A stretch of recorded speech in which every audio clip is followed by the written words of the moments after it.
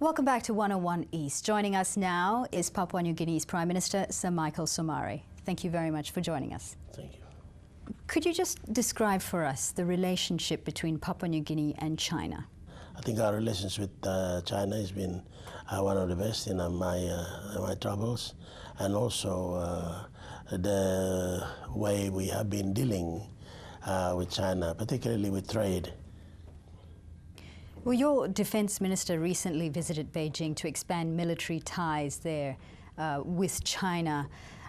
Are you looking to counter Australia's military and police presence in the region? Australia is our largest and our first partner in terms of our eco-politics. They have been our very, very close friends. We are now diverting our attention elsewhere because we have got a good relationship with China. We looking into other areas of making military arrangements, particularly for training of our personnel from our military.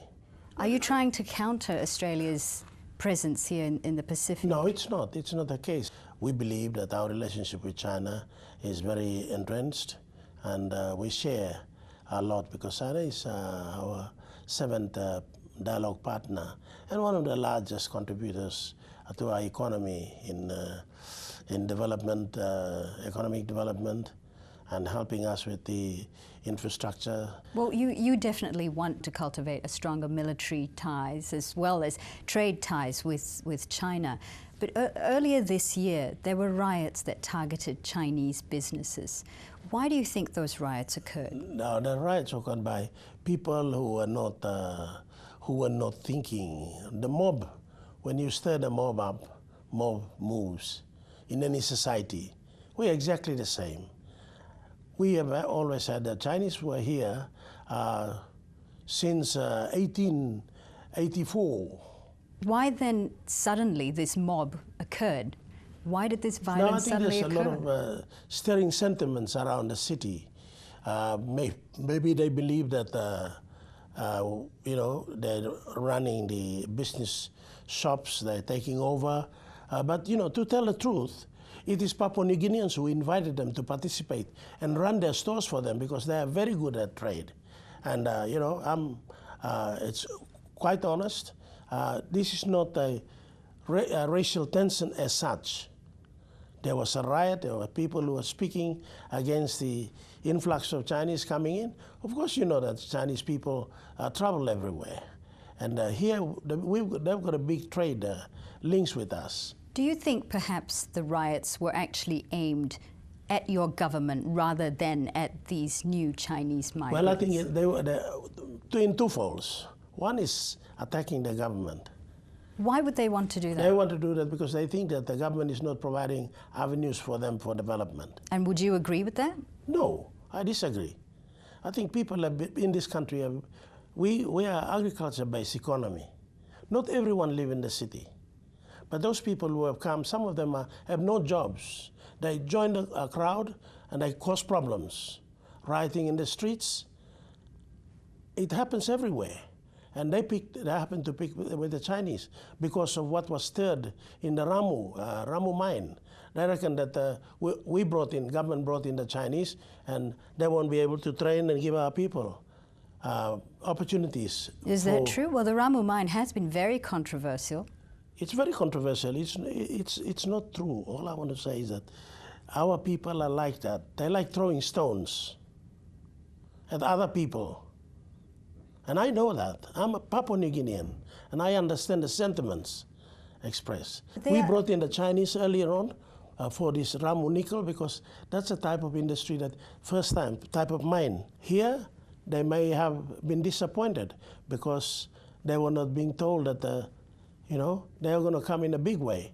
But, $800 million US dollar development, no country can reject it, particularly a developing country like ours. Why do you think that Papua New Guineans oppose the Ramu mine?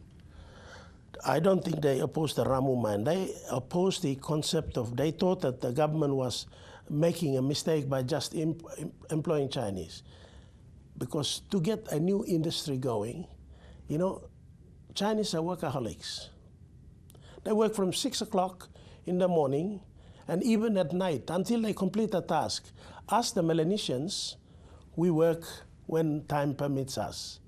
When we feel that after 10 o'clock when we are tired, we go and sit under the tree. Our work ethic has to be changed in this country.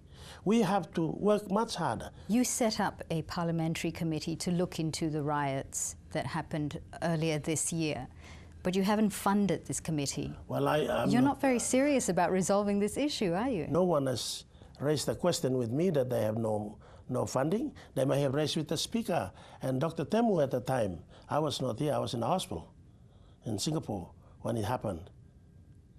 And I thought it's been sorted out. Do you want this parliamentary committee to actually go ahead and try and come up with some sort of resolution that will help Papua New Guineans and the Chinese migrants to be able to live together? Well, every time Speaker asked for, I always supported him. This time I thought he had the funding. But if they brought to your attention that we have not funded it, I'll look at the issue. I want to go back to the issue of the riots and the role of the Ramu Nickel mine as well. Shouldn't your government take some responsibility for the violence?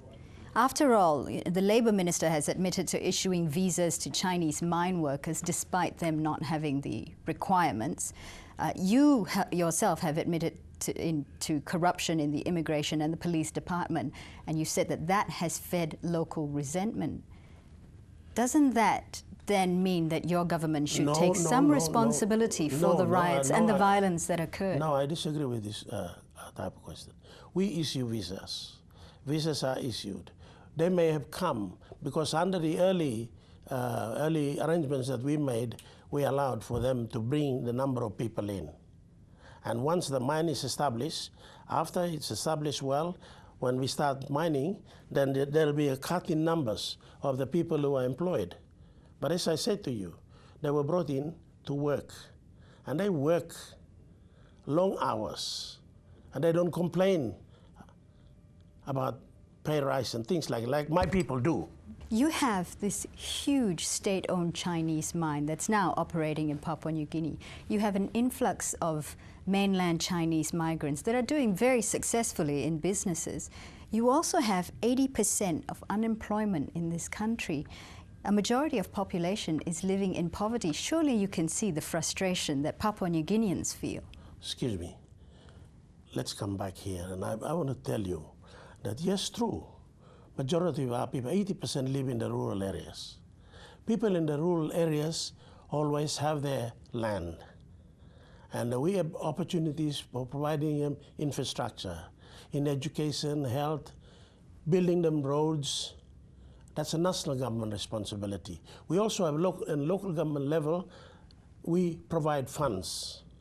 But that funding doesn't seem to go down to the ground. It doesn't go to the ground. It's not my job as a politician to go and give that money, hand them the money. My job is to set policies. Your job as Prime Minister is to ensure that your people are well looked after. I know our people are well looked after. In many other places, they starve, they die on the streets.